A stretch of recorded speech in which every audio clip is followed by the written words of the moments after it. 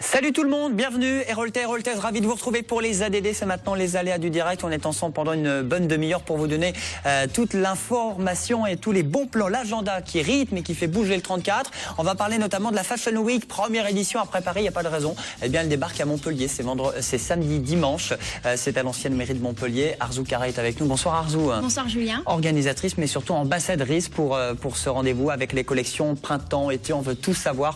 Comment s'habiller pour faire le beau ou être à la mode, surtout pour ces quelques semaines avant d'aller sur le bord de mer. On va se balader également du côté des arènes de Palavas dans le cadre de la Fille de la Mer. Un beau rendez-vous avec Laurie Chauvet, qui est la directrice artistique de Cavallegria. C'est le 1er mai dans les arènes. Bonsoir et bienvenue sur le plateau pour nous parler de ce rendez-vous proposé par l'association Art Cheval Palavasien. On l'a bien compris, c'est de Palavas. Jean-Marc Delajuteau également sur ce plateau. Vous êtes cascadeur. Bonsoir Jean-Marc. Bonsoir. Et vous faites partie de ce spectacle. Il y aura plusieurs représentations, voltige, dressage, carrousel et des nouveautés. Vous allez voir quelques images à couper le souffle. On va parler de Frédéric Mistral. On la connaît effectivement, un boulevard, une rue, le nom d'une école, mais c'est également un poète. Tout le monde ne le sait pas. En fait, le centenaire de sa disparition, avec un spectacle. Vous vous êtes inspiré de tout ça. Mistral, tout en rien, tout ou rien.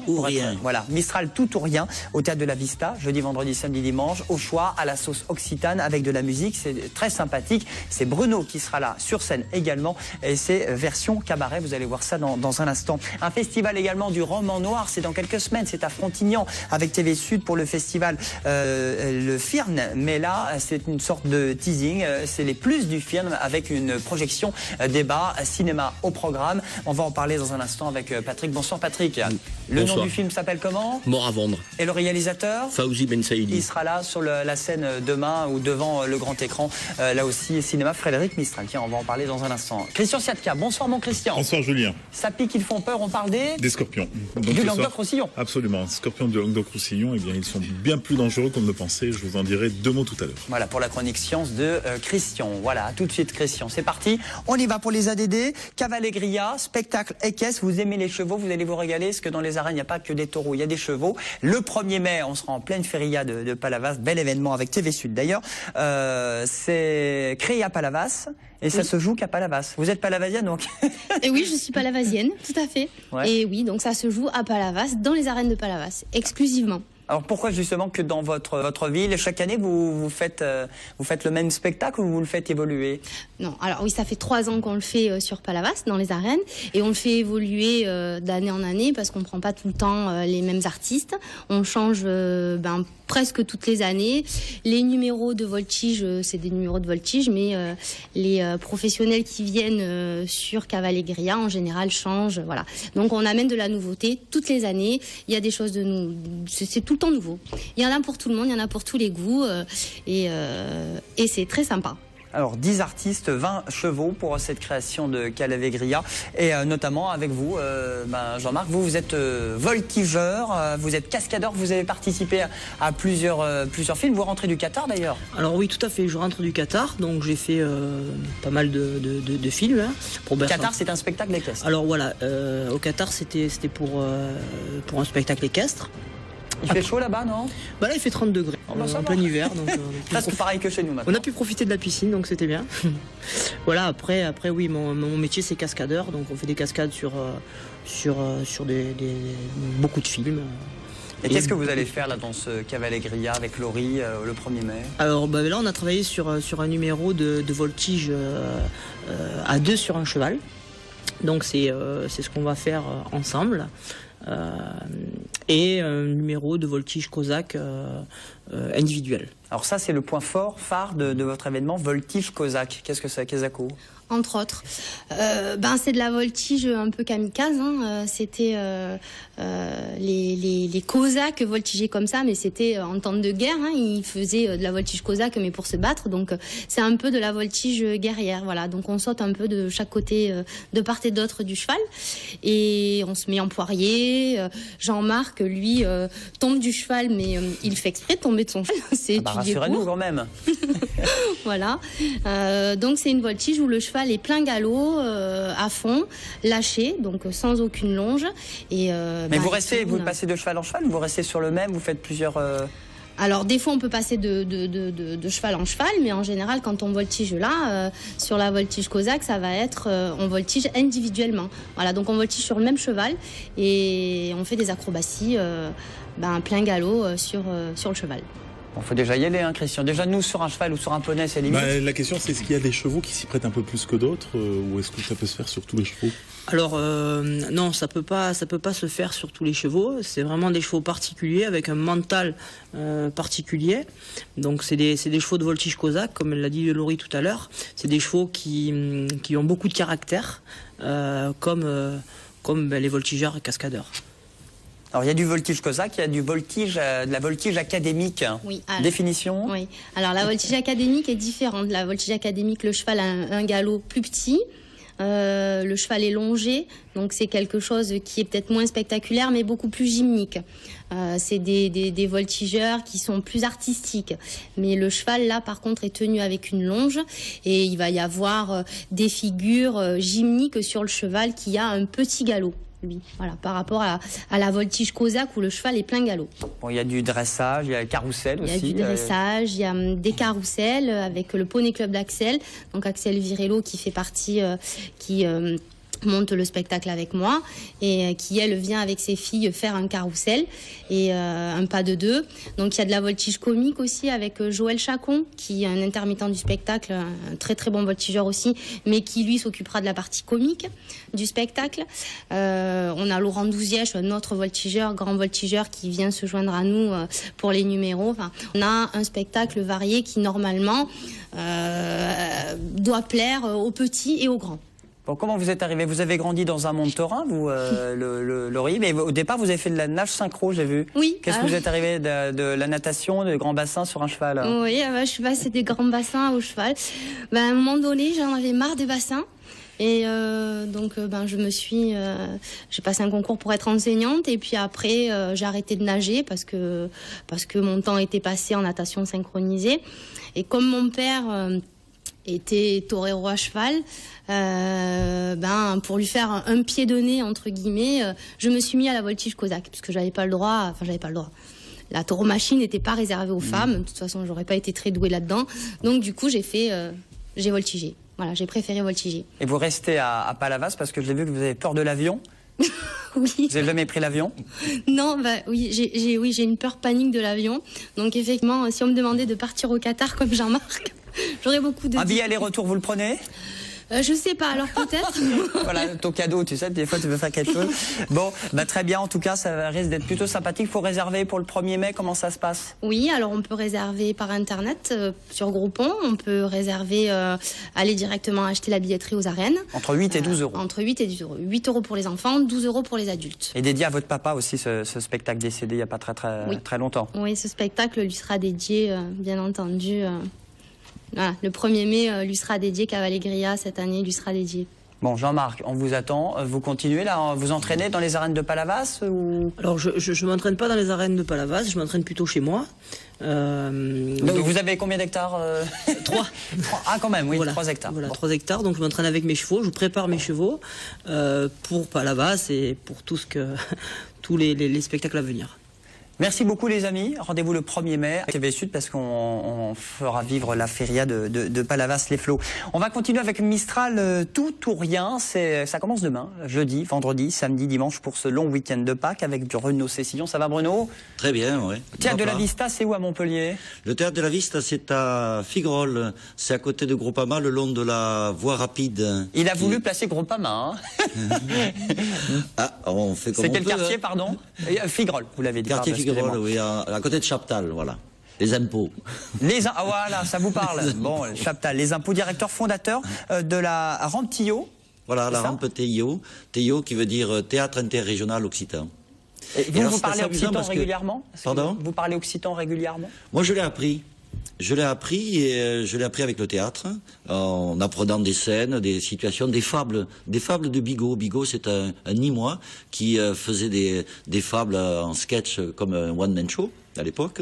Et donc j'avais un été appris comme ça ces fables, les fables de la cigale, le court-patas et le reynard. Et donc petit à petit comme ça, en travaillant ces fables, j'ai appris la langue.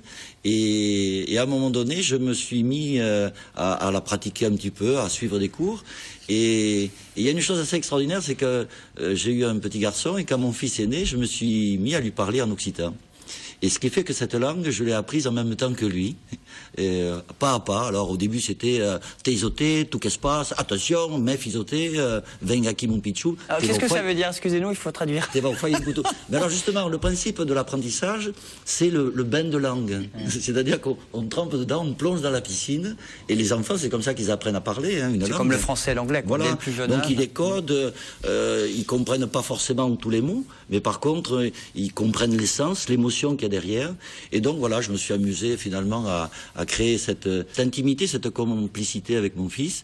Et finalement, elle est à la fois dans la vie familiale et dans le théâtre. Alors que sa mère parlait français, et donc il avait le bilinguisme à la maison. Alors, est-ce que ce sera en occitan, ce spectacle, ce cabaret pendant ces 4 soirs-là, Mistral tout ou rien? Ou en français ou moite-moite? Alors c'est difficile parce que c'est parce que si on parle pas occitan, ça va être compliqué. C'est un spectacle sur Mistral. Mistral, il a écrit son œuvre en provençal dans sa langue, et c'est difficile de traduire un poète sans donner la musique de la langue dans laquelle il a inventé, imaginé et rêvé ces textes. En plus, Mistral, c'est un homme qui a eu le prix Nobel de la littérature. C'est le seul prix Nobel de littérature qui ait été attribué à quelqu'un pour une œuvre écrite dans une langue non officielle. C'est assez extraordinaire, hein. Il y a plein de gens qui l'ont eu. Et donc, un des premiers Français, puisque c'était en 1904, et le prix Nobel, ça a commencé en 1901. Et donc, ça veut dire aussi que Mistral avait une importance dans le monde intellectuel européen énorme. Parce que c'est pas simplement parce qu'il était un grand poète, c'est parce qu'il était un grand poète reconnu par ses pairs au niveau européen et qu'il avait une aura internationale. Et ça, c'est une chose qu'on a voulu donc refaire voir, connaître, notamment dans le cadre de 2014, qui est le centenaire de sa mort. Décédé le 25 mars 1914. Alors vous reprenez ce spectacle, c'est quoi? Il y a de l'humour, il y a de la chanson. Vous reprenez des extraits un petit peu de ces poèmes, des vers. Voilà. En fait, j'ai vu récemment des collègues, Luc Miglietta, qui a monté Hamlet en 30 minutes. Et je trouve que finalement ça s'apparente un petit peu à peu près à la même chose, c'est-à-dire que découvrir Mistral, qui est un poète immense, c'est un continent de poésie, de sensibilité, de choses énormes, et on a fait la gageure, le défi de finalement donner à connaître un petit peu Mistral en 1h15 à peu près, avec des chansons, des extraits de son œuvre, et puis finalement découvrir sa vie. Alors c'est un spectacle qui est chanté et dit, parfois en provençal. Il y a même un écran. Aussi en français et sous-titré. Hein. Sous-titré parce que finalement on est nombreux ici dans la région. Qui parle occitan, excusez-moi, Christian Arzo, vous parlez. Moi, monsieur. Bah oui, que vous, monsieur, non? Et donc c'est ça. Et donc c'est dommage que finalement les gens qui arrivent ici sont un petit peu étrangers à leur propre culture. Et donc tout le travail en partie de la compagnie, c'est de faire redécouvrir, de repartager cette culture, et en tout cas au moins de savoir qui est Mistral, qui est tout un tas de personnages, de poètes, d'auteurs qui font partie de cette culture indigène, puisque c'est la culture indigène de ce pays, l'occitan. Cabaret, poétique, spectacle avec beaucoup d'humour, beaucoup de finesse musicale. Hein. Je donne donc jeudi, vendredi, demain. Et vendredi, c'est 19h, samedi, 21h, dimanche, 18h30. Voilà. C'est ça pour les horaires. Hein. 4 représentations pour pas les louper. Mistral, tout ou rien, jeudi, vendredi, samedi, dimanche. Bah, merci beaucoup. Parfait. Bruno, on a tout dit? On a tout dit, oui, pour le plaisir de découvrir et d'être intelligent avec Mistral, une fois qu'on aura vu le spectacle. Merci Bruno. Chronique Science, on enchaîne.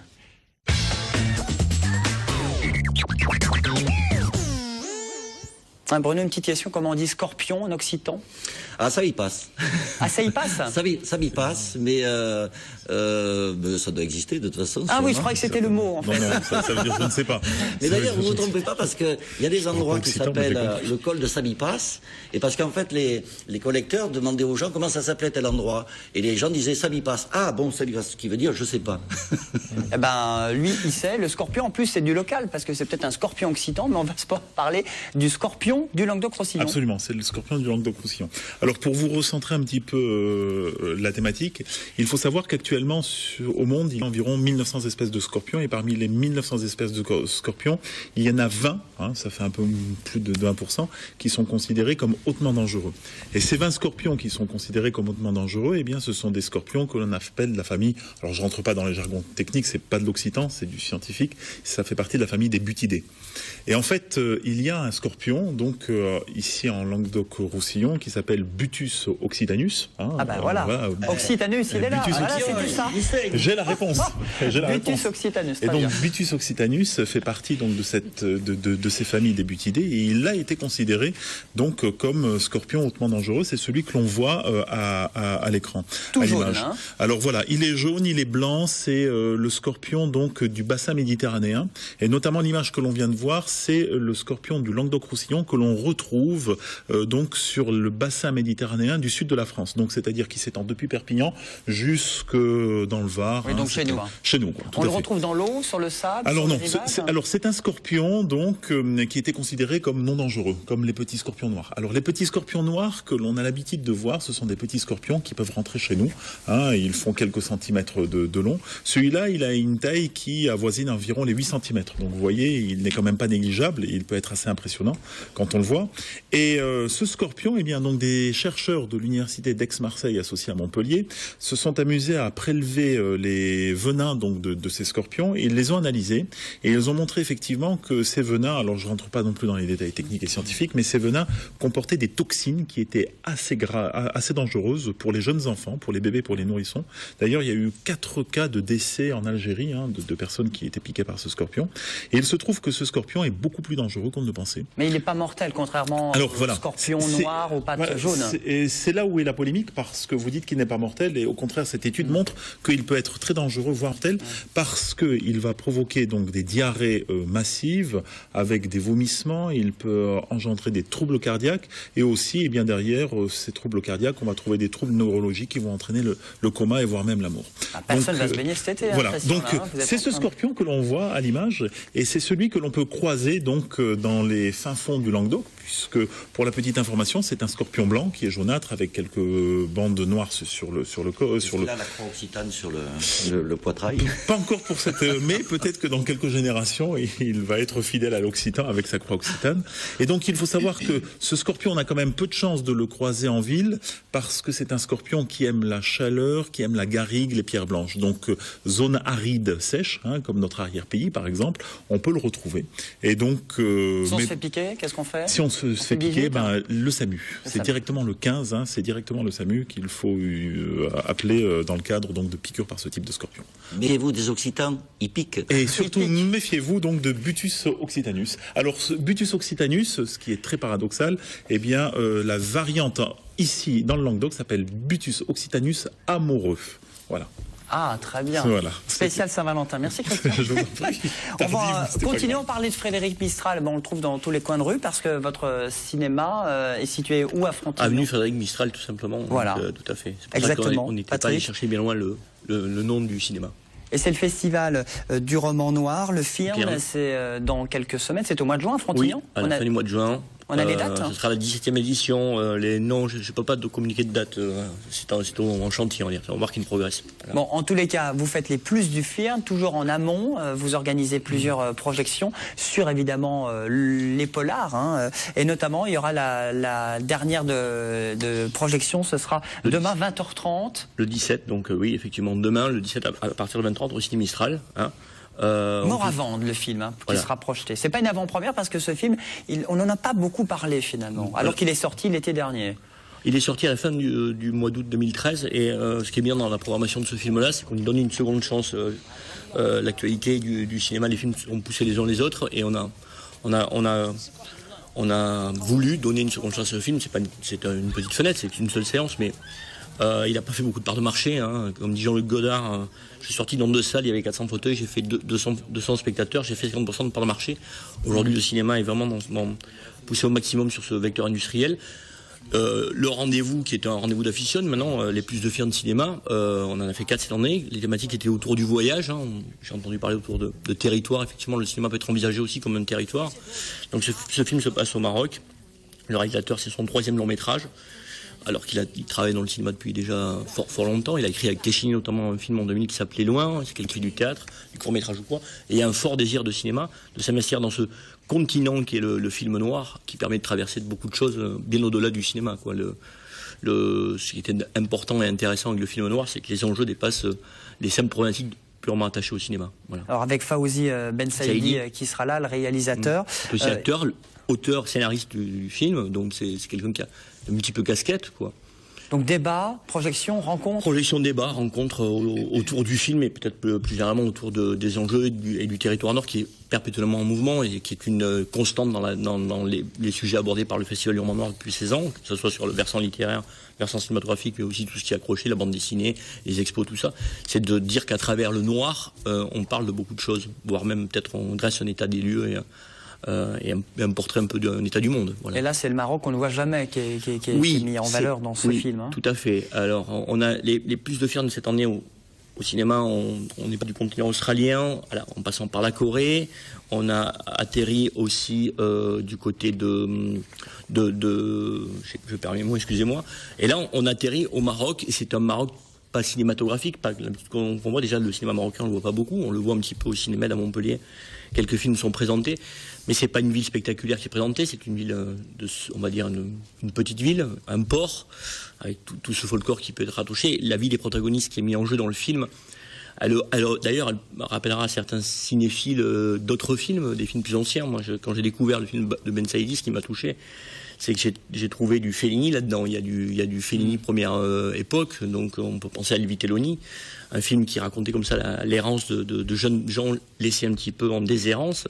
On peut retrouver aussi la patte d'un Scorsese qui a beaucoup apprécié le film quand le film a été présenté au Festival de Casablanca.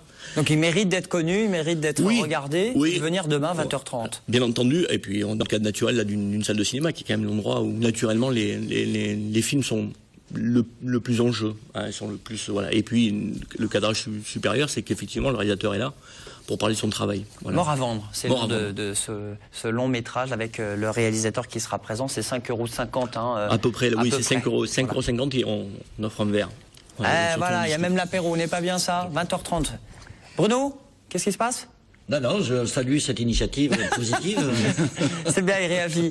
Merci beaucoup. Merci d'être venu, Patrick. Vous voulez réagir sur la Fashion Week avec Arzou? Tout à fait, oui. Je trouve que c'est une très belle initiative. Parce que finalement, non, mais c'est vrai que Mistral s'est toujours attaché justement aux matières, aux costumes, à la façon dont les choses étaient travaillées. Et il a toujours considéré que, notamment par exemple, les outils des paysans, des ouvriers, c'était de l'art.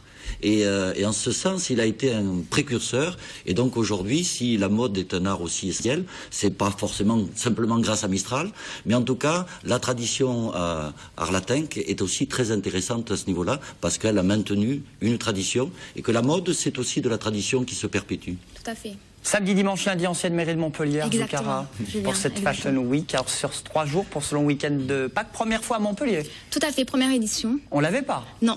Et pourtant, Montpellier, c'est une ville qui bouge, où il y a un certain engouement pour la mode. Donc on s'est dit que c'était le lieu évident qui pouvait accueillir comme il se doit cette première édition de la Fashion Week. Il n'y a pas de raison, il y avait Paris, il y avait New York, il y avait Milan, il y a Montpellier désormais. Première édition de cette Fashion Week. Alors c'est quoi ça? C'est les collections printemps-été qui sont présentées, on prend la tendance, et pour qui finalement? Alors je dirais que c'est pour tout le monde, c'est vraiment pour le grand public. Donc c'est un événement qui est exclusivement dédié à la mode, où plusieurs créateurs vont venir présenter leur collection pour nous donner un peu une idée, un avant-goût des nouvelles tendances, donc printemps-été 2014 en l'occurrence. Donc des créateurs de la région, mais des créateurs qui viennent d'ailleurs aussi, comme Lyon, Marseille, Toulouse, de Nantes également. Donc voilà, ces créateurs qui vont se côtoyer durant 3 jours à l'ancienne mairie. Alors la tendance pour le printemps, la tendance pour l'été, c'est la même ou c'est plus léger, c'est plus court? C'est plus court et c'est très coloré. c'est très coloré également. Donc des couleurs pastel, des couleurs légères, des couleurs un peu plus flashy également, du fluo. Au niveau des matières très fluides et légères parce qu'il fait chaud, il fait bon, voilà. Qu'est-ce que vous dites, Laurie? Il faut que je revoie tout. Alors. Ah bah il va falloir revoir à Palavas là. Hein. Après, Même Frédéric Mistral, non stop, merci. C'est gratuit, comment ça se passe? Non, c'est 5 € l'entrée. 5 €. Donc le but c'est d'acheter aussi, c'est de regarder. Oui, voilà, tout à fait, c'est de découvrir un peu les nouvelles tendances, c'est d'acheter aussi. C'est également de mettre en valeur et en lumière tous ces créateurs qui sont des fois connus, des fois un peu moins connus en tout cas. De venir aussi assister à des défilés, donc 3 défilés par jour. Et des animations et des pop-up stores. Donc je ne sais pas si vous savez ce que c'est. Des pop-up stores. Des pop-up stores. C'est quoi en 2 mots? En fait, c'est un peu l'équivalent du stand revisité. Donc c'est un stand qu'on met en place pour 3 jours et qu'on désinstalle. Voilà. D'accord. On appelle ça des pop-up stores. Une baraquette. Voilà, en Occident c'est très bien. Je saurais, du coup. Qu'on construit, qu'on déconstruit. Bon, Voilà, entrée exactement. pas cher pour cette Fashion Week et puis prix correct aussi pour acheter. Hein, ça, c'est Tout à important fait, de le voilà, donc préciser. ça part d'une dizaine d'euros à une centaine d'euros. Il y en a pour tous les budgets et pour tous les goûts. Fashion Week, c'est donc samedi, dimanche, lundi. Samedi, dimanche, lundi. Donc samedi et dimanche de 11h à 23h et le lundi de 11h à 19h. Ancienne mairie de Montpellier, près du centre commercial Le Polygone. Voilà. Merci beaucoup. Merci Arzou. à vous, Julien. Excellente soirée. Merci à vous d'être venus, les amis. Vive la vie, vive TV Sud. Et puis à demain. Bye bye.